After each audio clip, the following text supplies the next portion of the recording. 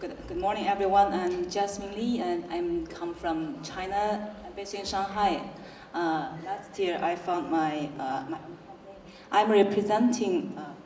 Many thanks for the organizer for inviting me. And to be honest, it's my first time to speak in public. But as I based in China and I represent China, and as China is also a very big VR and AR and 5G market, so I want to share some of my experiences for during my past 8 years experience about VR industry and also 3 years experience about the VR content distribution in China. And as Alina also introduced me just now, I'm a representative for Air Panel and also for Iconic Engine in China. And I mainly work on the content distribution, but I just mainly cover the 360 video side, so I just mainly talk about this information today. And on the other side, I also help the Chinese VR headset company and the 360 camera company to distribute their products to overseas market.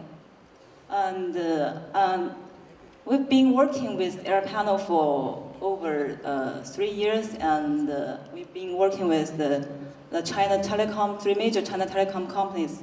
And they are China Telecom and China Mobile, China Unicom, and also we are working with the Huawei and Digital Domain and iQIYI. iQIYI can be viewed as a Chinese Netflix. And these clients actually they are also the Air Panel's clients in China. And this August, we signed a deal with China Telecom, and I representing Air Panel, and the China Telecom, they license quite a lot content from our side, and now they are continuously licensing more content for their cloud video platform. And what's happened and happening in the Asia and China, I just want to go through the past 3 years and my overview of the Chinese market. And from 2016 to 2018, it was like many other countries in the world, and the VR goes very big rise and fall like rolling coaster.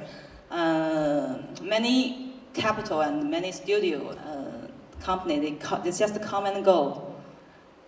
There were in China there was the same situation, and many studios they create the content, and many camera companies they just release 1 or 2 products, then they go bankrupt. That was a very sad story. And but to last year, the VR-LBE, it's the location-based entertainment. They start gaining a very rapid growth in China. And to this year April, and South Korea, they also have the 3 telecom company, and they released the 5G services to consumer market.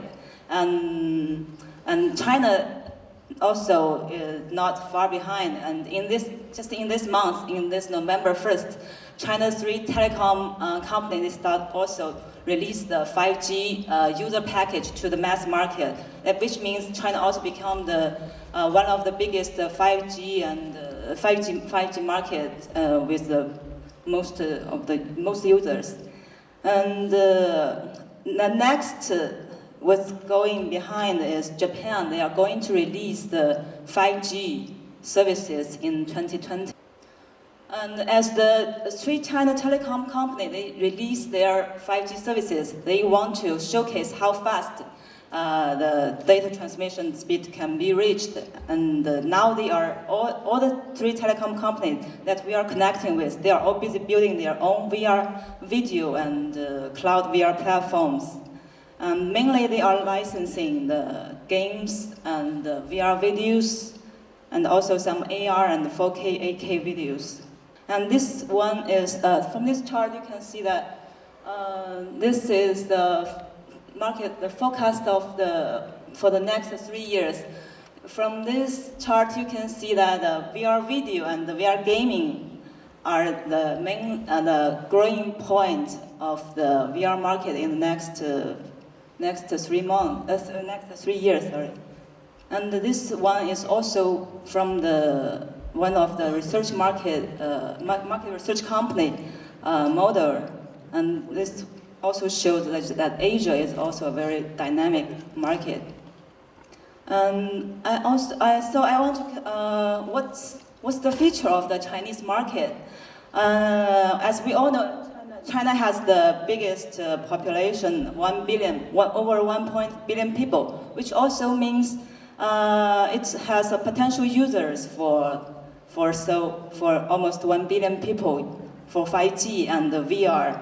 And in China now, the government gives a big support on 5G and VR. The government really pushed very hard on 5G and the VR. And each year in Nanchang, they hold the biggest VR conference and exhibition in China, and over 500 experts and thousands of visitors and exhibitors will attend this conference. And here I write free, because at the first beginning there is no business model and for the VR video platforms or some they just can't license content and they can get revenue. They can't do that. But now till this year, and we see the hope, and more and more companies start license content in VR and AR, and they are willing to pay because they for telecom company they have their business model. They can do the subscription 1 month about 30 RMB. They can get some revenue, and they also learned the successful case from South Korea 5G operations. The performance data in South Korea was very good, and for the distribution, it's mainly for online and offline distribution, and mainly from the business client. Then they have their own channels to distribute to the clients, to the consumers. And China is very active in the VR, and there are several international film festivals that hold in China. That now they all have the VR film festival sections, like the Shanghai Film Festival, Beijing Film Festival, and the Sandbox Immersive Film Festival. And this one, this World Conference on VR industry, this one is the biggest VR conference and exhibition in China. It just held in last October. And VRLB is also growing rapidly. It's featured by Digital Domain, and the VR also deploying their VR arcade and the cinemas on a large scale. And in China, we have also many excellent and world-leading headset companies. And from here, you can see there are 3 brands. In the middle is the Huawei latest VR headset. It's weight only 166 grams, very light and very comfortable to wear. It will be launched in next month. And the Skyverse VR headset, it features the wireless charge, and also it's very good because it's the hardware decoding. It can decode the 8K video locally. And Pico is also very good headset in the Chinese headset brand, and it once took the most biggest market share in China.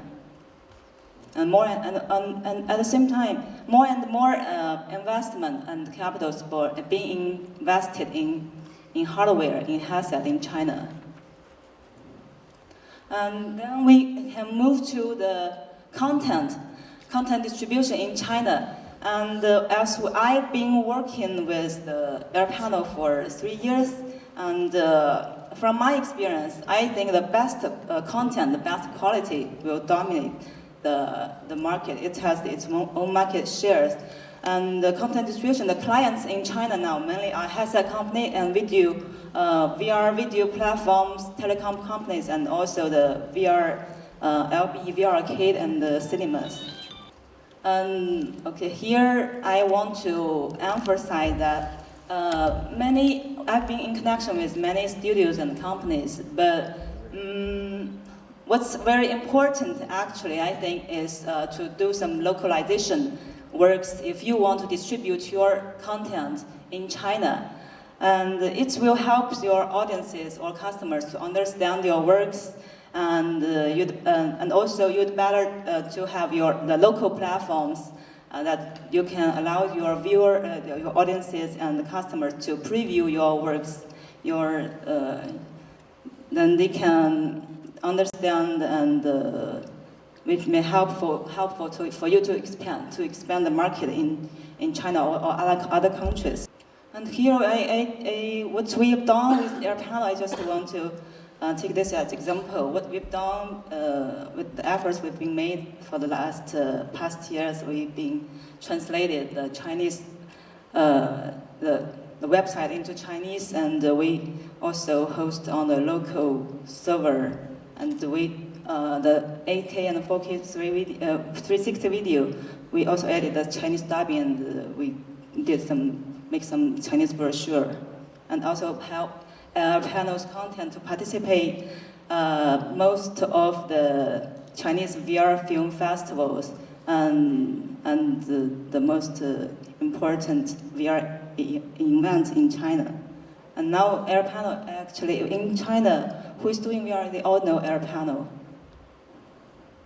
And also the other case I want to share is the Spheres. It's the most expensive and also the Emmy-nominated VR experience.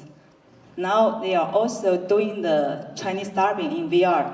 And from this girl, she is the very famous, very popular Chinese star, Shu Qi, and she is dubbing for Spheres. And the Sphere is going to be released in China very soon. And about content in China, there are also many other studios or platforms. They are also working on their content creation, like iQIYI, VR. They all seeking for content co-production and content distribution.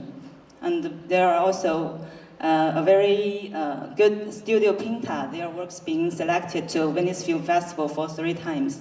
I would say that Chinese market after 5G era is coming. It's quite a huge market, but how to participate this era and to cooperate with the telecom company. To my experience, it's quite complicated actually. And you need to submit a lot of papers, certificates, the copyright chain documentaries to the telecom company. The review procedure is quite strict. So my suggestion is, if you want to distribute your content to China, to telecom company, and you'd better find some local agent or local company and upload you have the platform to host your content so that they can easily watch your content. And because also the China telecom company, they are a state-owned company. They are not so good at communicate with the foreign studios, and that's quite time-consuming. And they always license content in big quantity, so they won't talk with. They're reluctant to talk with each studio separately. So if you want to enter China or cooperate with telecom company in China, better find an agent or your partner to help you to introduce to the Chinese market.